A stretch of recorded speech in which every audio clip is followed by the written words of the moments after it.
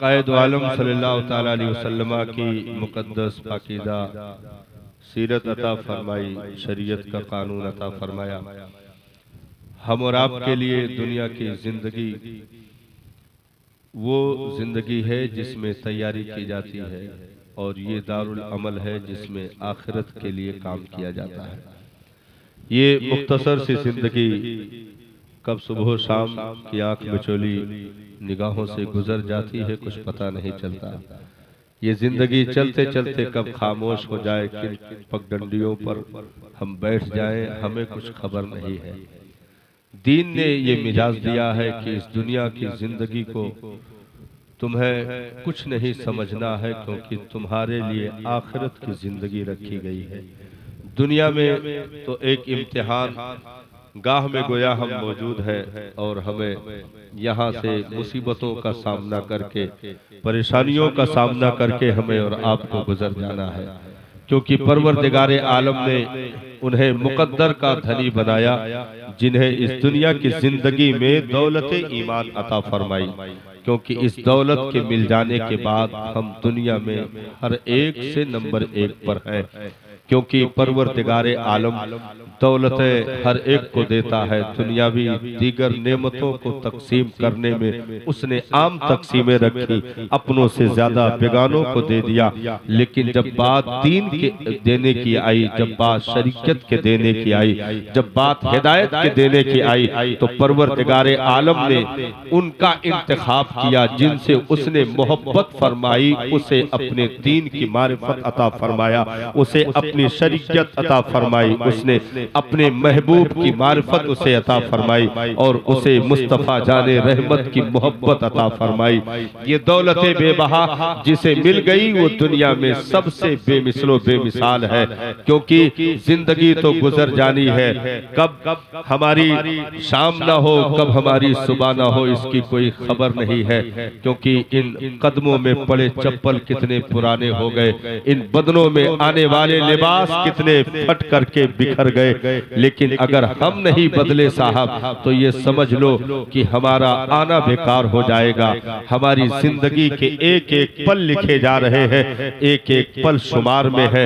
जर्रा बराबर हम इधर से उधर नहीं कर सकते हैं, क्योंकि उनके लिए इम्तिहान नहीं जो स्कूल से बाहर होते हैं, इम्तिहान तो उनके लिए है जिनका एडमिशन हो चुका है, जिन्हें दायरे इस्लाम नसीब हो गया है। इम्तिहान उनके लिए रखा गया है, ये आजमाइशें उनके लिए है, क्योंकि परवरदिगारे आलम उन्हीं को आजमाता है जिन्हें अपना महबूब रखता है, जिनसे मोहब्बत फरमाता है। इम्तिहान उसी से लेता है जिससे प्यार फरमाता है, क्योंकि इस दुनिया में सबसे बड़ी आजमाइश अगर किसी जात पर डाली गई तो वो मुस्तफा जाने रहमत की मुकद्दस जात है, कि अगर दुनिया के बड़े से बड़े पहाड़ पर भी डाल दिया जाता तो वो भी रेजा रेजा हो जाता, सुरमे में तब्दील हो जाता। ऐसी मुसीबतों का सामना मेरे नबी ने किया।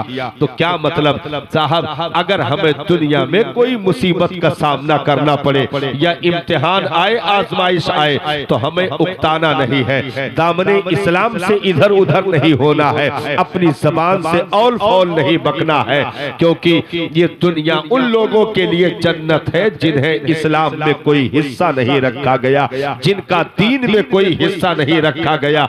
मोमिन के लिए तो ये कैद खाना है, इसमें मुसीबतें हैं, आजमाइशें हैं, इम्तिहानात हैं। मोमिन के लिए आखिरत में सारे इनामात रखे गए हैं, क्योंकि मोमिन को सबसे पहला इनाम मैदान महशर में वो अता किया जाएगा कि उसे उसके रब का दीदार नसीब होगा, उसे परवरदिगारे आलम का दीदार अता किया जाएगा।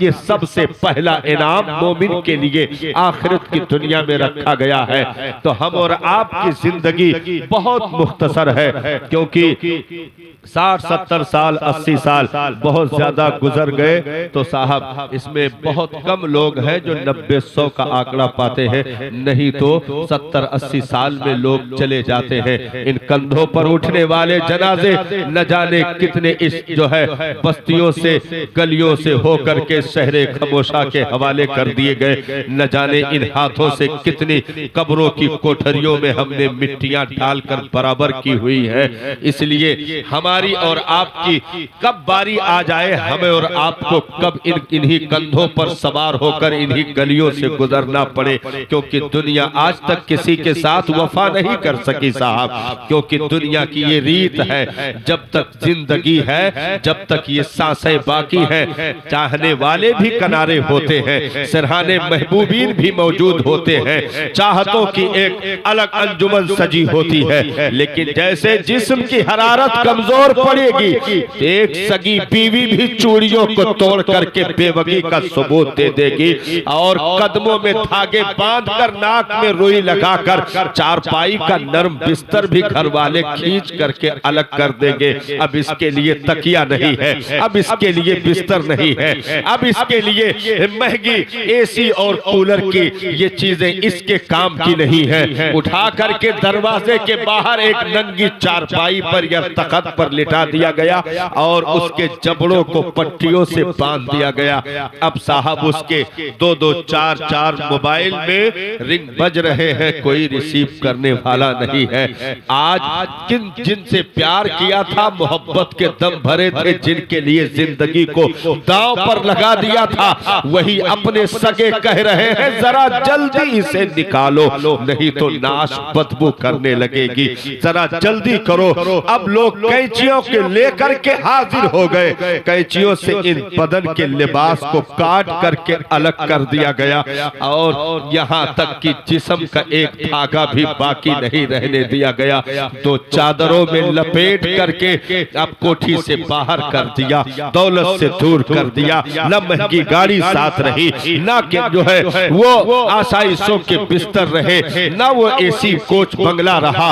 अब यारों के कंधों पर उठ करके जाकर तुरबत में उसी जगह पर लेट गया जहां बगल में एक रिक्शे वाले की कब्र बनी थी, जहां बगल में एक झोपड़ी में रहने वाले की कब्र बनी थी। मिटे नामियों के निशान कैसे कैसे, जमी खा गई आसमां कैसे कैसे, क्या भरोसा है जिंदगानी का, आदमी बुलबुला है पानी का। ये जिंदगी ऐसे ही गुजर जानी है साहब। लेकिन कामयाब वो है जिसने अपनी जिंदगी को कीमती समझते हुए अपने आप को तैयारियों में लगाया और उसने दीन के उसूलों पर चलकर अपनी जिंदगी गुजारी। क्योंकि मजहबे इस्लाम किसी यतीम मजहब का नाम नहीं है, मजहबे इस्लाम किसी गरीब मजहब का नाम नहीं है। ये वो मजहब है जिसमें ऐसी ऐसी हस्तियों ने सांसें ली है साहब कि जहां वो एक कदम रखते तो बस्तियां उनके ईमान की खुशबुओं से मुअत्तर हो जाएं।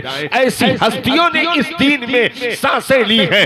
क्योंकि ये मजहब अगर हम नाली के किनारे पड़े हुए एक शराबी जुआरी को देख करके इस मजहब को पहचानने की कोशिश करेंगे तो हमसे बड़ा बेवकूफ कोई नहीं होगा।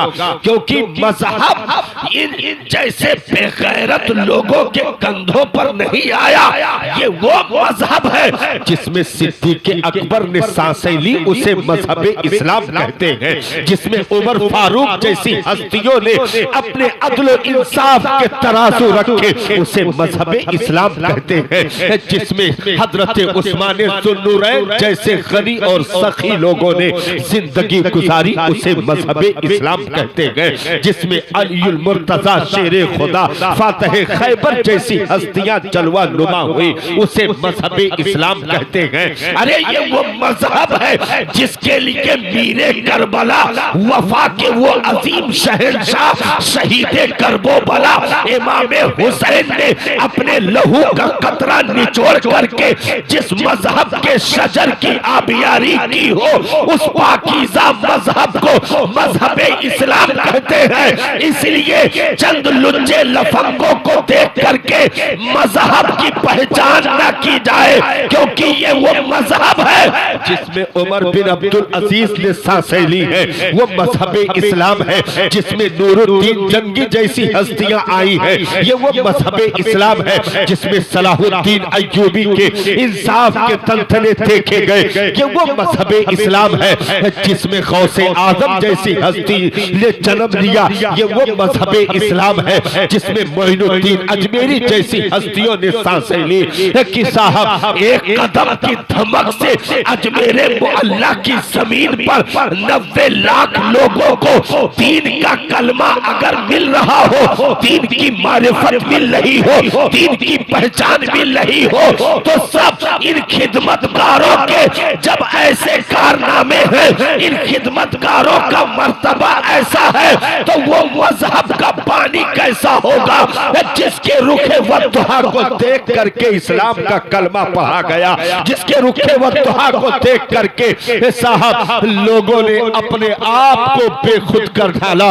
उनके कदमों में आखिरी सांसें लेने वालों ने अपने आप को मुकद्दर का सिकंदर समझा और ये कहने पर मजबूर हुए, कर वक्त अजल सर तेरी चौखट पे धरा हो, जितनी हो कसा एक ही सजदे में अदा हो। इसलिए मजहब हमसे उसूल चाहता है, मजहब हमसे कानून चाहता है, मजहब हमसे शराफत चाहता है, मजहब हमसे तहारत चाहता है, मजहब हमसे पाकीज़गी चाहता है। क्योंकि ये मजहब गंदे लोगों का मजहब नहीं है, ये मजहब झूठे चूड़े चमारों का मजहब नहीं है, ये मजहब साहब याशी और औबाशी में जिंदगी गुजारने वालों का मजहब नहीं है, ये मजहब पाकीज़गी और तहारत को अपने वजूद में उतारने वालों का ये मजहब है।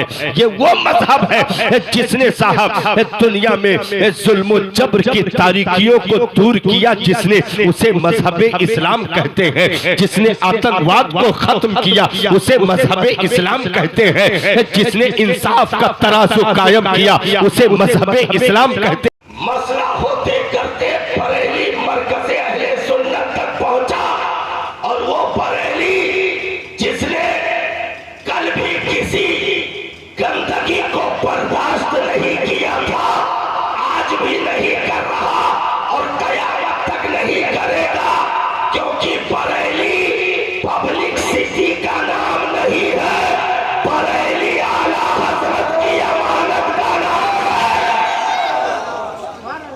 मरकज़े अहले सुन्नत से फतवा निकला, कहा सिर्फ इमाम नहीं, शहर के उलमा नहीं, पूरी दुनिया में कोई माई हलाल इसका जनाजा नहीं पढ़ सकता, पूरी दुनिया में कोई इसके मग़फ़िरत और बख्शिश की दुआ नहीं कर सकता। हटाओ इस गंदगी को, निकाल करके फेंको, ले जाओ कचरा कढ़ा खोद करके इसे उसी में धकेल करके मिट्टियां डाल कर दबा दो, क्योंकि इस्लाम ने कल जब मुख्तसर तादाद में उठा था, बगावत अबू जहल ने की, उसको कदमों से पकड़ कर घसीट करके बद्र के गड्ढे में ढकेल कर मिट्टियां डाल करके दबा करके इस्लाम ने कहा तेरी सरदारियां चूजे की नोक पर, तेरी अमीरी चूजे की नोक पर, क्योंकि इस्लाम सिक्कों से चलने वाला मजहब नहीं है। इस्लाम मुस्तफा की इनायतों का नाम मजहब इस्लाम है, नबी की सीरत की कुर्बानियों का नाम मजहब इस्लाम है, नबी के रातों दिन शबो रोज आंसू बहाने वाली उस अजीम किरदारों कैरेक्टर के तमाम निचोड़ी हुई खुशबुओं का नाम मजहब इस्लाम है। अरे गुजरे आयशा में मुसल्ले पर पूरी पूरी रात गुजार दी हो, जिस नबी ने कदमों में वरम तका गया हो, मुस्तफा जाने रहमत के मुसल्ले आंसुओं से भीग गए हो, दाढ़ी आंसुओं से तर हो गई हो, जिस चीज के लिए नबी ने बद्र में अपने जिगर के टुकड़ों को रख दिया उसे मजहब इस्लाम कहते हैं, जिसके लिए 70 सहाबा की लाशों को नबी ने देखना गवारा कर लिया उसे मजहब इस्लाम कहते हैं, जिसके लिए अमीर हमजा का जिगर तक दे दिया गया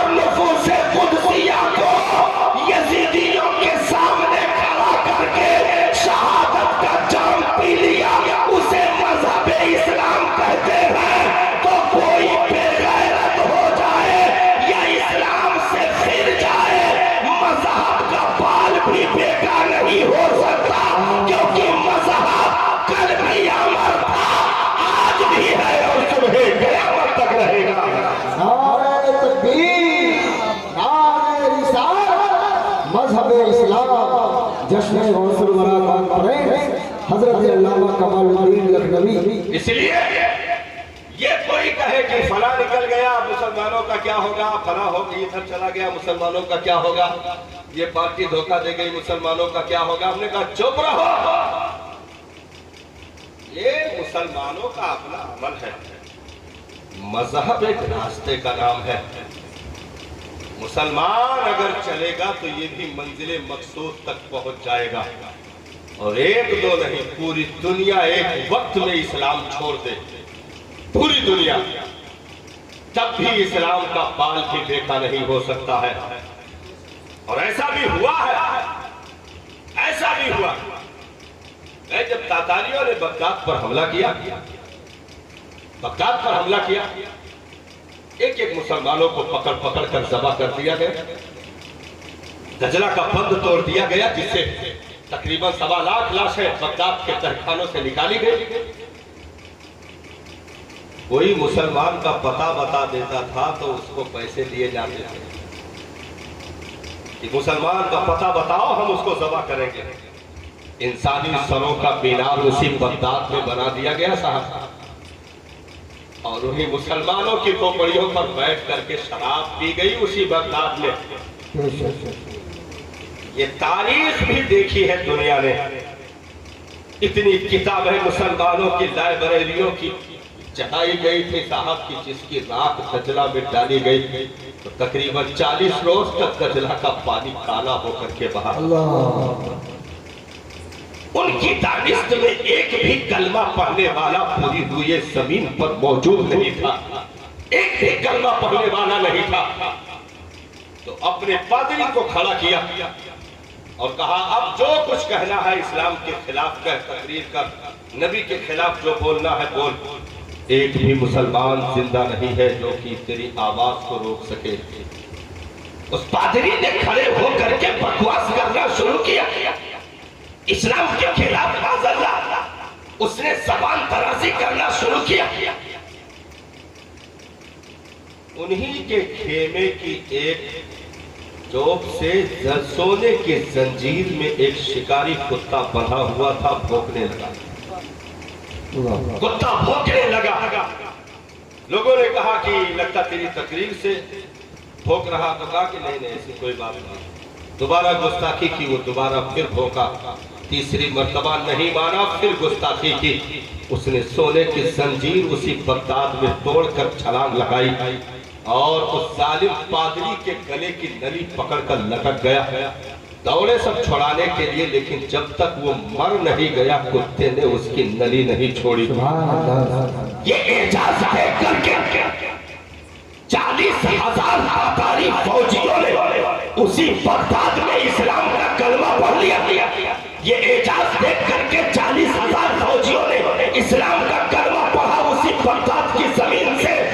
और फिर वहां से जब उठी है दूसरी कौम पर जब इस्लाम लेकर, तो पूरी दुनिया में फिर ईमान की खुशबू थी, फिर वही तिलावत थी, फिर वही सदाएं थी। डॉक्टर इकबाल ने बहुत पहले कहा था, तू ना मिट जाएगा ईरान के मिट जाने यार का। इसलिए हम और आपको अपने अमल की फिक्र करनी है। मजहब अपनी गैरत के साथ जिंदा है, मजहब अपनी सदाकत के साथ मौजूद है, मजहब अपनी हक्कानियत के साथ 1450 साल से सफर कर रहा है और पूरी जवानी के साथ चलता जा रहा है और सुबह कयामत तक चलता रहेगा। जैसे एक ट्रेन साहब मुजफ्फरपुर से छूटे और मुंबई के लिए निकले, ट्रेन का काम है अपनी मंजिल यानी मुंबई तक पहुंचना। अब वो जाएगी अपने रूट से, अपने शान से जाएगी, अपने एतबार से, अपनी टाइमिंग के हिसाब से जाएगी।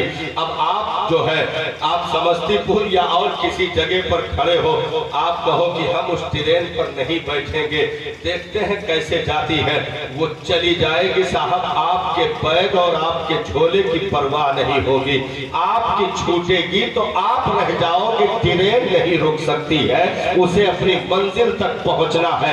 ऐसे ही दुनिया साहब एक मुसाफिर की शक्ल में खड़ी हुई है। इस्लाम वो आखिरत की ट्रेन है जिसे मदीना से रवाना कर दिया गया है 1450 साल पहले। मुस्तफा जाने रहमत ने उसे रवाना किया हुआ है।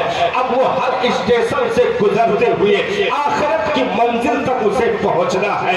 जो बैठेगा वो मुकद्दर का सिकंदर होगा, नहीं बैठेगा तो उसे जाना है तो वो जाएगी, उसे कोई रोक नहीं सकता है, कोई टोक नहीं सकता है, क्योंकि जो रोका वो जलील होकर के रह गया, जिसने कोशिशें की वो निस्तो नाबूद होकर के रह गया। जिसने भी आज से नहीं साहब, जब से इस्लाम ने इस दुनिया में आंखें खोली है, रोकने की साजिशें जारी है और ये कयामत तक जारी भी रहेगी, लेकिन कोई कामयाब नहीं हो सका। मुस्तफा जाने रहमत ने तने तनहा जो है मिंबर बनाया सफा की चोटी को, इस्लाम का ऐलान किया, नबी ने नबूवत का ऐलान किया, इस्लाम का प्रचार हुआ। आओ आओ दामन में आ जाओ, आओ वहदानियत का जाम पी लो, आओ आओ एक किताब अल्लाह की जिसे कुरान मजीद कहा जाता है उसकी तिलावत करो, आओ आओ दामन इस्लाम में आ जाओ। ये आवाज दी गई, बुलाया गया। क्या बगावतें नहीं हुई?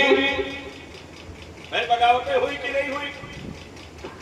बहुत देर से दुनिया में ऐसी बगावत कोई कर नहीं सकता जितनी हो चुकी है। बहुत देर नबी के खाने में जहर मिलाने से लेकर के सजदे के आलम में हरम में नबी की गर्दन में चादर डालकर खींचने तक, और ताइफ के मैदान में 3 किलोमीटर से शायद पत्थरों की बारिश करके पूरे मुस्तफा जाने रहमत के वजूद को लहूलहान करने तक, कदमों में बेड़ियां डालने की साजिश है। नबी के काशाने का घेराव 40 से शायद कुफार नंगे तलवार लेकर के खड़े होकर नबी को काटने के लिए, मिटाने के लिए तैयार। लेकिन क्या इस्लाम रुका? नहीं साहब, बल्कि इधर सरकार ने ऐलान फरमाया, उधर क्या हुआ?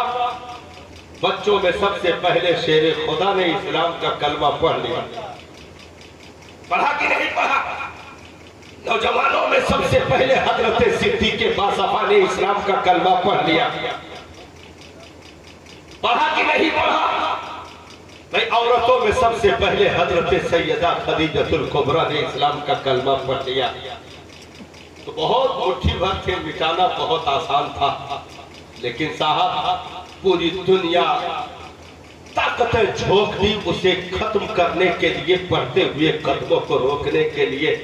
लेकिन अभी चंद हफ्ते भी नहीं गुजरे थे कि 39 मुसलमान इस्लाम का कलमा पढ़ चुके थे, मर्द और औरत मिला करके। गर्दन काटने की साजिशें की गई। हजरत फारूक आजम जो इस्लाम अभी नहीं लाए थे, तलवार लेकर पहुंचे कि नहीं? लेकिन 39 मुसलमान जो दारे अरकम में मौजूद थे, हजरत फारूक आजम पहुंचे, क्या उनकी तमन्ना पूरी हो गई? ना ना, तलवार उधर गिरी। हजरत उमर का सर नबी के कदमों में इस्लाम का कलमा पढ़कर 40वें मुसलमान हुए कि नहीं हुए? फिर वो काफिला बढ़ा, आगे चल करके हरम में हक का ऐलान, आलम बरदारी हुई कि नहीं हुई? फिर वो 313 में तब्दील हुए। फिर फतह मक्का 10,000 से ज्यादा मुसलमान हुए कि नहीं हुए? फिर वहां से नबी के आखिरी अय्याम, जो जिंदगी के आखिरी अय्याम थे जाहिरी जिंदगी के, हज्जतुल वदा के मौके पर क्या सरकार के सामने 1,40,000 से ज्यादा मुसलमान मौजूद थे कि नहीं थे? आज 1 अरब 80 लाख के करीब कलमा पढ़ने वाले पूरी दुनिया में जिनका गलगला आज मौजूद है कि नहीं? तो 1450 साल से कदम रोकने की साजिशें, मिटाने की साजिशें, लेकिन उसके बावजूद इस्लाम पूरी जवामर्दी के साथ सफर करता हुआ आगे बढ़ता जा रहा है। जो सवार हुए वो मुकद्दर के सिकंदर हुए। इस्लाम रुकने वाली चीज का नाम है, नाम नहीं। इस्लाम मिटने वाली चीज का नाम नहीं, इस्लाम खामोश होने वाली चीज का नाम नहीं, क्योंकि इस्लाम को सींचा है मुस्तफा के रातों के आंसुओं ने, इस्लाम को सींचा है सिद्दीक़ अकबर के गिरफ्तारी ने, इस्लाम को सींचा है फारूक आजम के अदलो इंसाफ ने, इस्लाम को सींचा है उस्मान ज़ुन्नूरैन की सखावत के दरिया ने, इस्लाम को सींचा है शेरे खुदा की जुर्अत और जवाबर्दी ने, इस्लाम को सींचा है अरे असगरे बेशीर 6 माह के नन्हे अली असगर के उस बचपने के लहू के कतरों ने, इस्लाम को सींचा है अली अकबर की जवानी ने, इस्लाम को सींचा है कासिम इब्ने हसन मुस्तफा के शबाब ने, अरे इस्लाम को सींचा है हजरत ज़ैनब की आहों ने, इस्लाम को सींचा है हजरत सुकैया, हजरत सकीना, हजरत रुकैया शहर बानो उम्मे रुबाब की आहों ने, उनकी सब्र और इस्तिक़लाल के उन मज़दूर मंजर ने इस्लाम को सींचने में कामयाबी हासिल की, इस्लाम को सींचा है बीमार ज़ैनुल आबिदीन जो बिस्तरे मर्ग पर तड़प रहे थे, उन्होंने सब्र और इस्तिक़लाल का दामन नहीं छोड़ा और इस्लाम को सींचते हुए उन्होंने यजीदियों के आंखों में आंखें डाल करके गुफ्तगू की। जब शाम के दरबार में ये कहा यजीद ने कि तुम्हारा तो सब कुछ मिट गया, ज़ैनुल आबिदीन तुम्हारा सब कुछ चला गया, पूरे कुंभ और कबीले को काट दिया गया, ये बातें हो रही थी, इतने में मस्जिद से अजान की सदा उठी। हजरत सैयदा ज़ैनब बगल में खड़ी थी, इरशाद फरमाया यजीद ये आवाज सुन रहा है कि नहीं? तो कहा कौन सी आवाज? कहा यह जरा कान लगा, ये आवाज आ रही है कि नहीं? कहा यह तो अजान की आवाज है। कहा तू मिटा, तेरा खानदान मिटा, तेरी ज़ुर्रियत तबाह बर्बाद हो गई। मेरे बाबा जान का नगमा मिंबर से कल भी गूंज रहा था, आज भी गूंज रहा है, सुबह कयामत तक गूंजता रहेगा और हर मस्जिद के किनारे से मुअज्जिन के अल्लाहु अकबर की सदा, अशहदु अन्ना मुहम्मदुर रसूलुल्लाह की सदा ये बताती रहेगी कि नबी का उसूल भी जिंदा है, नबी की सीरत भी जिंदा है, नबी का किरदार भी जिंदा है, नबी की कुर्बानी भी जिंदा है, हुसैन आजम के सब्र भी जिंदा है, हजरत ज़ैनब की कुर्बानी और इसार भी जिंदा है, सहाबा की कुर्बानियां भी जिंदा है, क्योंकि इस्लाम बागैरत मजहब का नाम है। तो हमें और आपको अमल के लिए कहा गया है।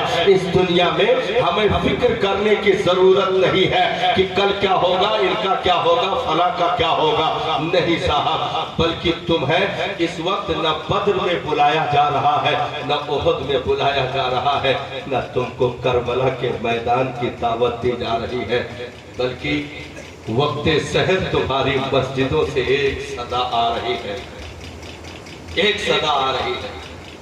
तुम्हें खंदको तबूक में नहीं बुलाया जा रहा, तुम्हें तीरों तबर की दावतें नहीं दी जा रही है, तुम्हें मैदान कारजार की दावत नहीं दी जा रही है, तुम्हें बच्चों को कटाने की दावत नहीं है, तुम्हें अपने बच्चों को मैदान में ले जाकर दुश्मनों के सामने खड़ा करने के लिए नहीं कहा जा रहा है, बल्कि सिर्फ एक दावत तुम्हारे लिए मौजूद है।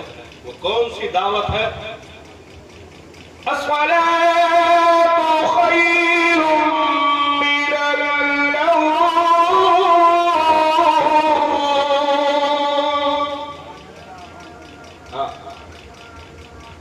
देखिए अजान, हमने सलात कहा, उधर की अजान, तो अजान का वक्त हो गया है। ये पहला जलसा मेरी लाइफ का जो अजान तक चल गया है, अल्लाह ताला सलामत रखे। फिर किसी नशिस्त में